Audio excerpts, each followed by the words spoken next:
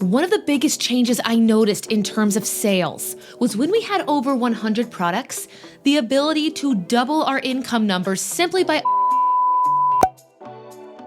Hey everyone, and welcome back to my channel. I cannot believe that it is March already. This year is absolutely flying by, but with a new month comes a new TpT video. And as you saw by the title, today we're going to be talking about my first 50 products versus my first 100 products as a Teachers Pay Teachers seller. What's selling in the shop, what's working, what needs a little bit of tweaking, and what I probably will not continue in the future. Now, I do want to say that this is all from my experience as a seller. This video is in no way telling you if you just make more products, you'll see the same things happening that I'm seeing. This is just clearly things that I am witnessing as my store goes on in its first 8 months of being a premium store. Really quick, if you're new here, welcome. My name is Kristen and I'm a former classroom teacher turned online educator and, like the title of this video says, a Teachers Pay Teachers seller.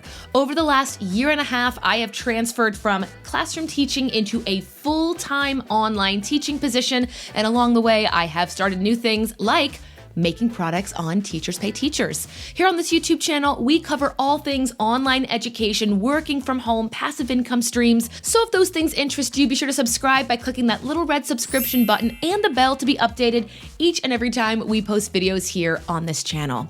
Question of the day, let me know down below in the comments if there was a certain number of products in your store when you noticed any significant changes. That could be changes in sales, followers, reviews, correspondence, your mailing list, whatever it is, everyone's journey is different, so let us know down below in the comments. Today's video is brought to you by my Teacher Money Mindset Guide, which is a freebie resource available on my Teachers Pay Teachers store. This resource is a monthly budget template and savings tracker that helps you with your monthly budget and savings goals. I will, of course, have that linked down below in the description box, but without any further ado, let's get into today's video. My store is currently at 139 products, so these changes are things I have kind of watched happen over the last 6 months. When I made this video, my very first month as a premium seller, that is when I hit 50 products in the shop.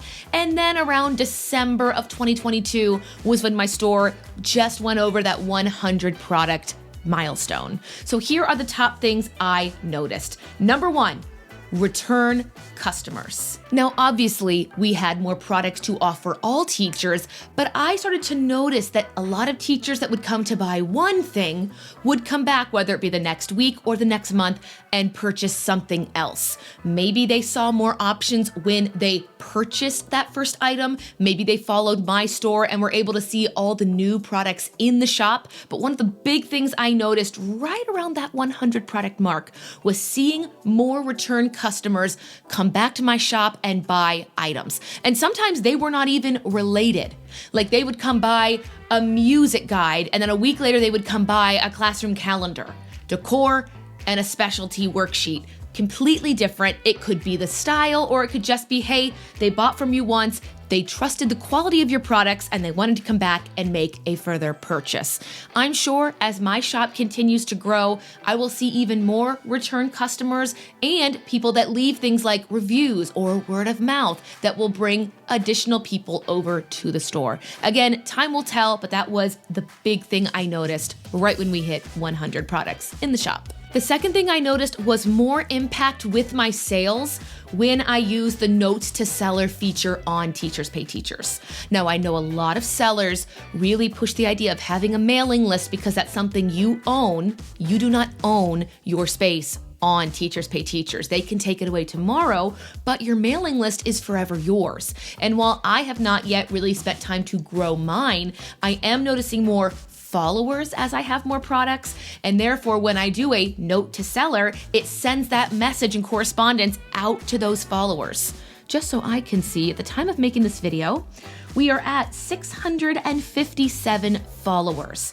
I don't know where I was around the 50 or 100 product mark, but I have noticed when I do my notes to sellers, and I do mine personally once a month, we will have an entirely separate video of ways I talk to my audience and my followers, but that's what I am currently doing, a once a month correspondence. And ever since we jumped over that 100 product threshold, those notes to sellers seem to generate more sales, or if not that, more products showing up on wish lists. If anyone here is new to Teachers Pay Teachers, if a teacher likes a product but is not ready to yet make a purchase, they can favorite it, add it to their wish list, and they can come back to it later. It's almost like putting it in a cart, but it's like an extra list they can come back and reference at a later time. Thirdly, I wrote more bundling options. Now this one is very self-explanatory, but having the ability to bundle more of your items essentially lets you put even more products in your store. If I bundle 2 existing items together, that bundle that they can purchase at one time, that in itself is a product. And having more and more products to potentially put into bundles has definitely helped my store. I mentioned in a recent income report that one of the months I had my highest sales, I had my lowest number of products sold. And that's because the products I did sell were bundles, so they were higher ticket price items, which let me have a higher profit margin with lower number of items being sold in the shop.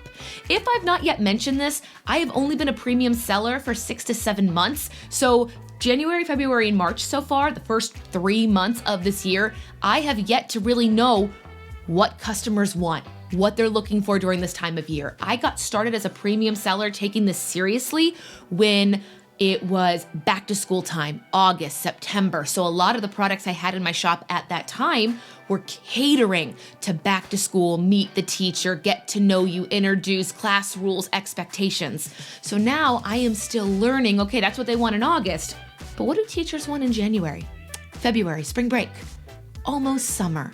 What are those things? And again, I'm sure we'll have that discussion later on. If you have any specific talks you want in terms of Teachers Pay Teachers episodes on this channel, let me know your requests, but absolutely having more products gives you the ability to bundle more items. And I do have items that are in more than one bundle. Specifically, my music specialty worksheets, I can bundle those into different seasonal bundles, or I can just bundle them in with other general music content and activities. So bundling, great to do it, even better when you have more products. Number 4 on my list is more data to look at in terms of sales and income reports.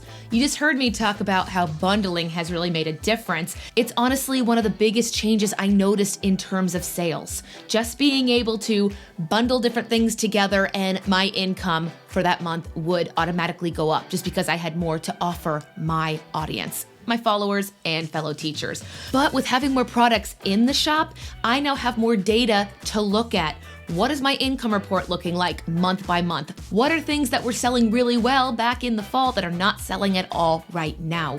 Having these products is giving me an idea of what should I focus on next January?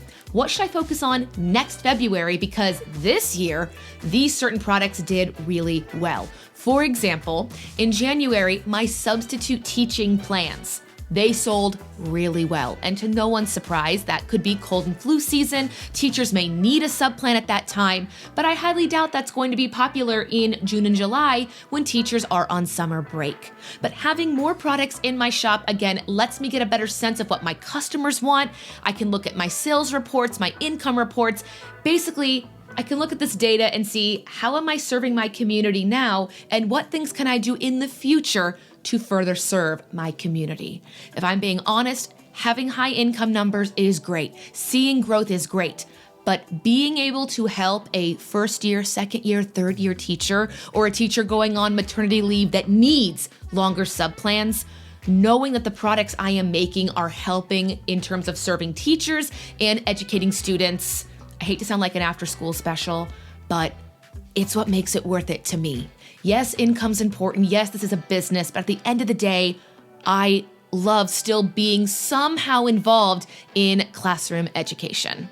And number 5, more feedback and reviews. Having more products, of course, when they get purchased by more people, those people are going to get the notification to ask them if they would like to review your products. Now, my first reviews last year, they were not good.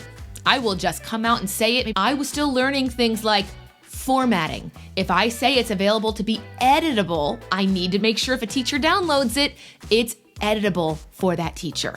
Again, you live, you learn, you change your products, you get back to your customers, you try to appease as many people as you can.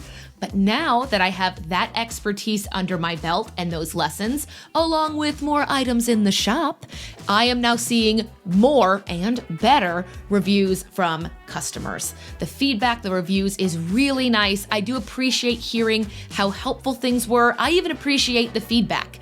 Constructive feedback, I am always here to take it. I am not a perfect person. I am always trying to grow and improve, not only in Teachers Pay Teachers, but in so many other facets of life. So I really do appreciate the feedback. And I noticed I would get more of it once I had, of course, more products in the shop and those products were selling. So just to review, number one, I saw a change in return customers, more impact with my notes to sellers feature, more bundling options as I had more products to bundle in various options, whether it be seasonal or evergreen product bundles. 4, more data to look at in terms of sales and income reports. And number 5, feedback and reviews. Lastly, I do want to cover what has been selling well in my shop so far this year, quarter 1 of 2023. I did mention previously that my substitute teaching plans have sold very well as my Valentine's Day resources. No surprise there. And as we are currently in March, I've got a lot of St. Patrick's Day, a lot of spring worksheets and activities that I have started to see make higher sales as we are now in the beginning to middle part of March. Other TpT teachers, let me know your thoughts on this. Have you noticed any changes to your shop, and where were you in your journey? Maybe not in number of sales, but maybe number of products, bundles, feedback, what things are also selling well for you right now? What should teachers expect moving forward into the summer months? Because I'm going to be quite honest, I've never been a premium seller in the summer months, and everyone I talk to says, expect 0. Those are your rebrand months. Those are the months for you to brainstorm future products for when school starts. So let me know, what are things I should expect for in those summer months? But you guys, that is it for today's video. If you liked it, make sure to let me know by giving this one a huge thumbs up. And if you are still watching this video, did my audio sound any different today? I've noticed a lot of compliments and feedback on the video quality, but I go back and I watch these videos to see what I can do better, and the audio, it was not that good. A lot of times I would notice I wouldn't use the built-in mic on the camera or other mics I have here on my desk. So I wanted to just sit down and try to film this video with my podcast mic. It also makes the video look a little bit more laid back. We're not as serious. We're just having like a chat amongst teachers here in my office. We can consider this like a teacher's lounge because that's all I do in this room is work.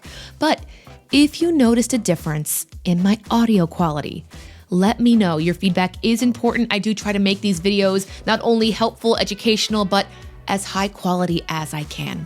So let me know that. Happy spring, you guys. I will see you in next week's video, and next month will be, of course, another TpT video. Bye.